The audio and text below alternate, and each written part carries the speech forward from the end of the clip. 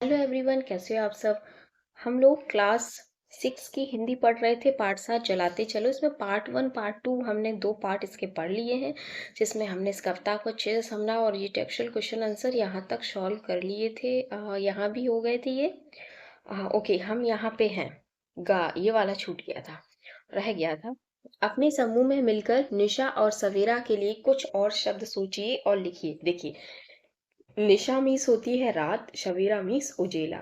जैसे संकेत नीचे दिए गए चित्र, इन पर विचार कीजिए। आपको इस तरह से कुछ शब्द ढूंढने हैं निशा और शवेरा से, और यहाँ पे कुछ चित्र भी दिए गए हैं, तो उन हिसाब से भी आपको देखना है, विचार करना है। देखिए, इस अगर आप लोग चैनल पे नए हैं तो प्लीज सब्सक्राइब कीजिए, लाइक कीजिए, चैनल को बेल आइकन प्रेस कीजिए, जिससे आप लोग को ऐसी वीडियो मिलती रहे।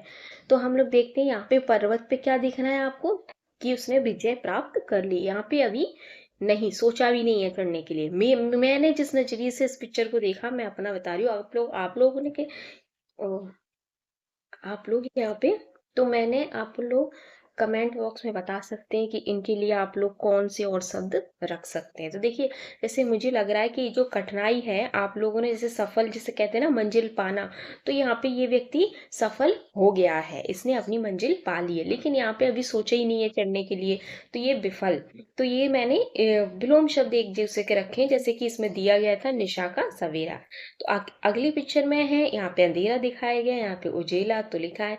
यहाँ पे अनेक फूल हैं बहुत सारे, जैसे एकता का प्रतीक होता है, या फिर बहुत सारी फूलों की कलियां हैं, और यहाँ पे एक है।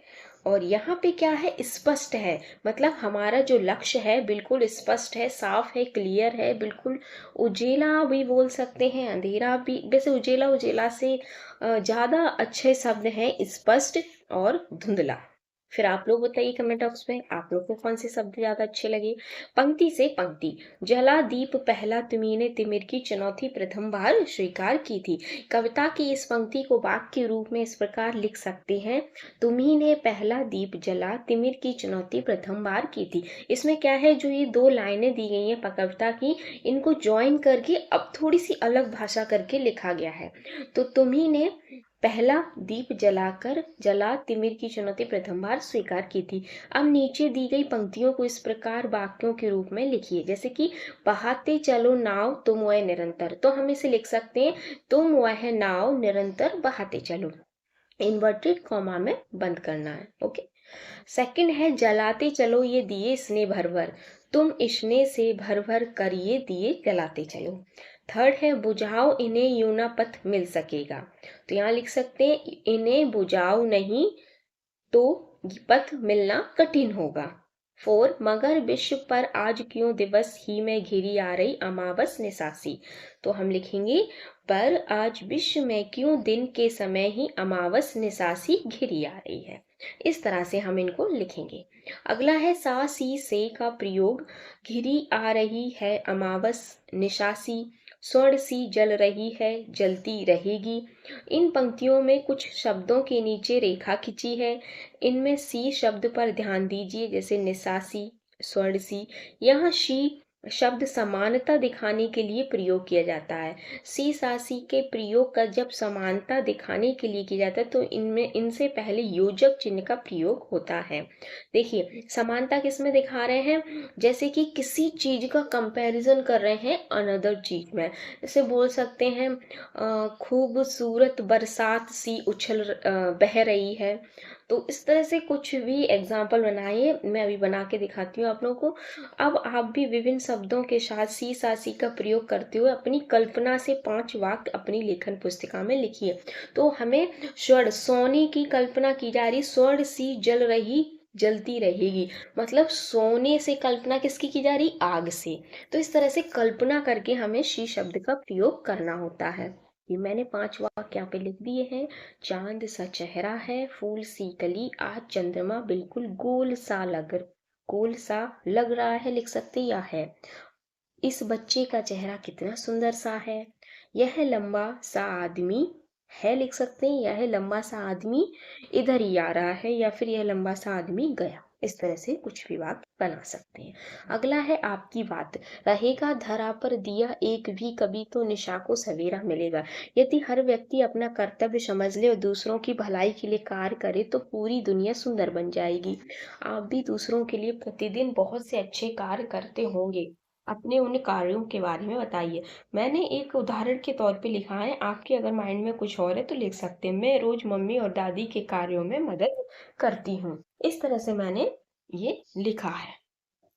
अगला है, इस कविता में निराश ना होने, चुनौतियों का सामना करने और सबके सुख के लिए कार्य करने के लिए प्रेरित किया गया है। यदि आपको अपने किसी मित्र को निराश ना होने के लिए प्रेरित करना हो तो आप क्या करेंगे, क्या कहेंगे, अपने समूह में बताइए।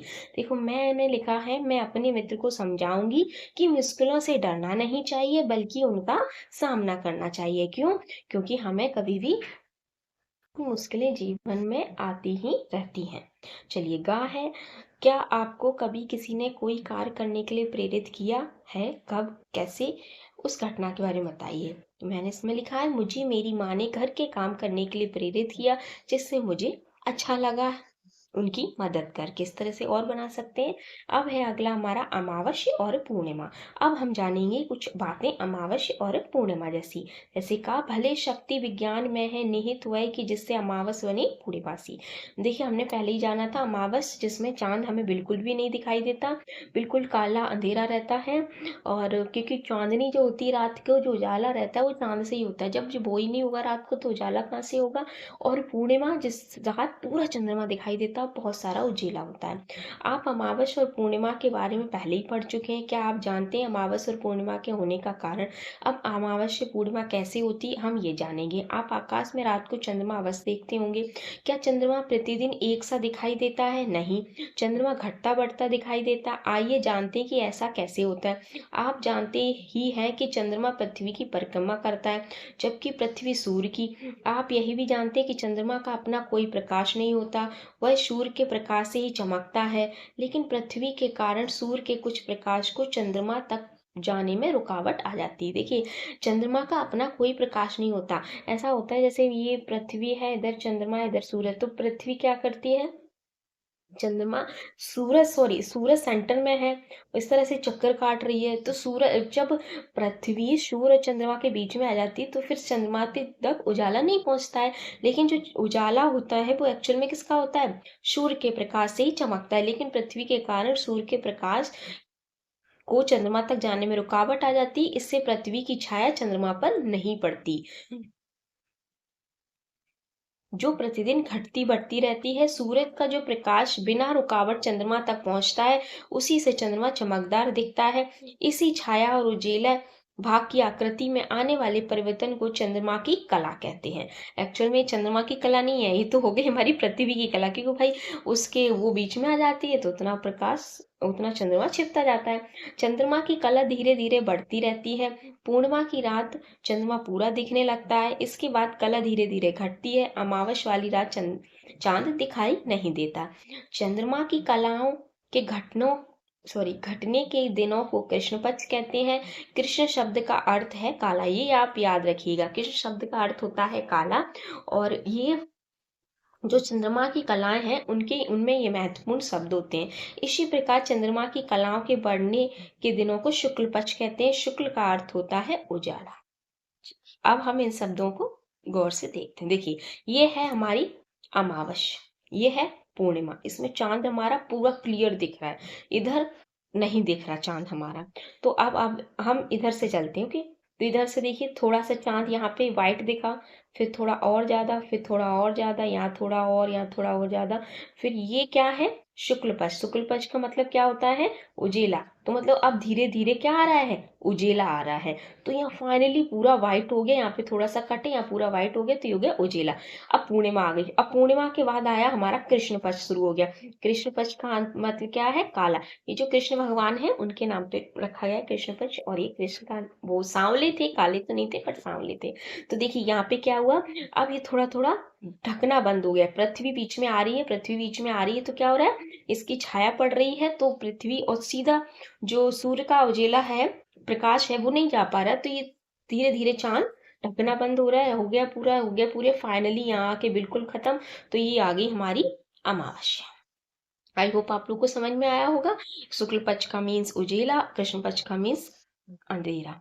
अब नीचे दिए गए चित्र में अमावस्या, पूर्णिमा, कृष्ण पक्ष, शुक्ल पक्ष को पहचानिए और ये नाम उपयुक्त स्थानों पर लिखिए। यदि पहचानने में कठिनाई हो तो आप अपने शिक्षक, परिजनों या इंटरनेट की सहायता ले सकते हैं। देखिए फाइनली यहाँ पे भी एक चांद है, दिख नहीं रहा है, तो इसे क्या है, अमावस्या।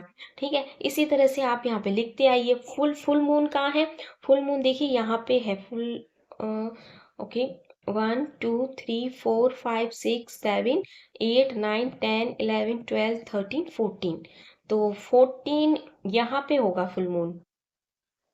15 क्योंकि 15वें दिन शायद पूर्णिमा आ जाती है। तो यहाँ पे इस तरह से आप लोग काउंट करके भी लिख सकते हैं। और ये यहाँ पे हो गई हमारी फिर से नेक्स्ट अमावस्या। देखिए मैं अभी कैलेंडर है नीचे, कैलेंडर में बताते हैं। तिथि पत्र कैलेंडर, अपने तिथि पत्र कैलेंडर अवश्य देखा होगा, उसमें साल के सभी महीनों की तिथि जानकारी दी जाती है। नीचे तिथि पत्र के एक महीने का प्रश्न दिया गया है, इसे ध्यान से देखिए, प्रश्नों के उत्तर ढाल कीजिए। देखिए अब इसमें क्या है, जनवरी का है। जनवरी में देखिए 11 से 30 पोष चल रही है, 1 से 11 माह। ये जो हमारी एक पूरे एक महीने का कैलेंडर होता है, इसमें हमारे हिंदी के जो महीने होते हैं वो 2 होते हैं, आधे आधे दिन। जैसे कि 1 तारीख से 11 तारीख तक क्या चला है हमारा, माघ का महीना चला है। और 11 से फिर शुरू हो जाता है 30 तारीख तक हमारा पोष का महीना, पोष। तो ये इसमें कैसे होता है, जैसे रविवार को दशमी शुक्ल लिखा है, मतलब ये शुक्ल पक्ष है, शुक्ल पक्ष में उजेला होता है। फिर एकादशी, द्वादशी, त्रयोदशी, चतुर्दशी, पूर्णिमा, यहाँ आ गई हमारी फाइनली पूर्णिमा। फिर प्रतिपदा, मतलब अब ये क्या लग गया, कृष्ण पक्ष। तो प्रतिपदा लिखा है, एकादशी भी लिखते हैं यहाँ पे। तो द्वादशी, द्वितीय, तृतीय, तृतीय, चतुर्थी, पंचमी, षष्ठी, सप्तमी।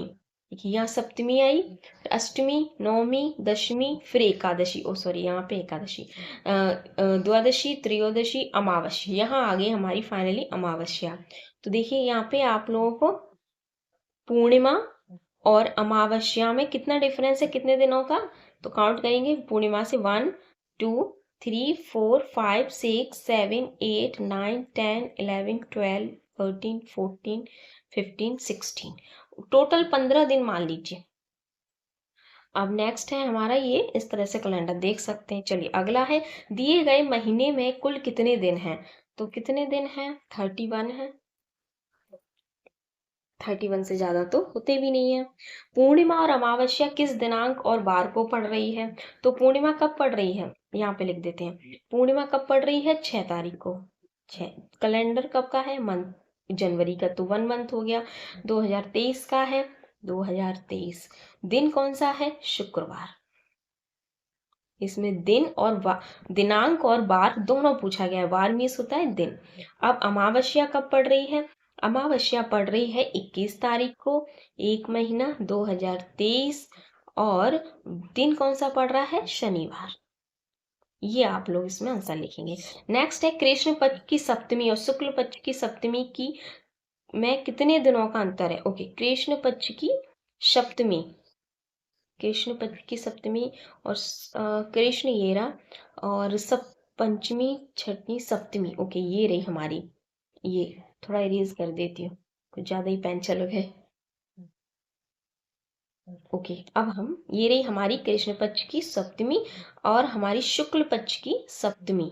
ये रही शुक्ल पक्ष, कितने दिन है, तो 1 2 3 4 5 6 7 8 9 10 11 12 13 14, तो 14 डेज का डिफरेंस है हमारे इनमें। तो हम यहाँ लिखेंगे 14 दिन। इस महीने में कृष्ण पक्ष में कुल कितने दिन हैं, कृष्ण पक्ष कहाँ से शुरू हुआ है, कृष्ण पक्ष शुरू हुआ है यहाँ से, तो यहाँ से काउंट करेंगे 1 2 3 4 5 6 7 8 9 10 11 12 13 14 14, अमावस्या आ गई फिर तो 14 दिन है। 14 दिन का ही फिर 15 दिन का वैसे मान लेते हैं, पूर्णिमा और अमावस्या छोड़ के जो क्रम चलता है। तो 15 दिन, 15 दिन दूसरे महीने के हिंदी के हिसाब से, 15 दिन दूसरे महीने के, टोटल 30 दिन हो जाते हैं। बसंत पंचमी की तिथि, बसंत पंचमी ये रही 26 तारीख को है बसंत पंचमी, क्योंकि जनवरी में ही पड़ती है। ये हो गई हमारी बसंत पंचमी की तिथि। अगली देखिए कितनी अच्छी पिक्चर दी गई है, बट पता नहीं क्यों दी गई। आज की पहेली। समय साक्षी है कि जलते हुए दीप अनगिनत तुम्हारी पवन ने बुझाए। पवन शब्द का अर्थ है हवा। नीचे एक अक्षर जाल दिया गया है, इसमें पवन के लिए उपयोगी किए जाने वाले अलग अलग नए नाम या शब्द छिपे हैं। आपको उन्हें खोजकर उन पर घेरा बनाना है, जैसा एक हमने पहले से बना दिया है। देखते हैं आप कितने सही नाम या शब्द खोज पाते हैं। तो चलिए भाई देखते हैं क्या होता है। जैसे कि हवा, हवा को, पवन को हवा भी बोलते हैं, वायु भी बोलते हैं। तो वायु तो यही बगल में है। समीर बोलते हैं, तो समीर कहाँ है? ये रहा समीर। पवन बोलते हैं, ये रहा पवन। और मारुत बोलते हैं, वात बोलते हैं, और क्या बोलते हैं, बयार भी बोलते हैं। और अनिल भी बोलते हैं। अनिल कहाँ है? हाँ, ये रहा अनिल। ये इतने पर्यायवाची तो भाई मुझे समीर उसके पवन के आते थे। अगर आप लोगों को कोई और ढूंढने से मिल जाए तो अच्छी बात है, बट मुझे अभी नहीं दिख रहा। आगे हमारा खोजबीन के लिए, चलिए भाई आपको खोजबीन भी करनी है, साइंटिस्ट तो बनना है ना। कविता संबंधित कुछ रचनाएं दी गई हैं, इन्हें पुस्तक में दिए गए क्यूआर कोड की सहायता से। जो पुस्तक में आपका क्यूआर कोड दिया रहता है, ऐसा काला काला से, इसको समझ में नहीं आता, काले पीले सा वो दिया रहता है। हम सब सुमन एक उपमन के। पर पता है आप लोग, अगर आप लोग अच्छे से पढ़ते हैं ना, बार कोड बनाना सीख जाते हैं, तो ये भी बहुत अच्छा आइडिया होता है हमें अपनी जीवन लाइफ जीने के लिए। और मतलब एक अच्छी जॉब होती है क्यूआर कोड, ठीक है। तो अगर आप बनाना सीखते हैं तो अच्छी बात है। हम सब वन एक वन के आपको पढ़ना है। बढ़ते चलो, रोज बदलता कैसा चांद भाग एक, रोज बदलता कैसे चांद भाग दो। ठीक है, ये आपको पढ़ना। अगर आप लोग चैनल पे नए हैं तो प्लीज सब्सक्राइब कीजिए, वीडियो को लाइक किए बिना में नहीं जाइएगा। Okay, bye bye.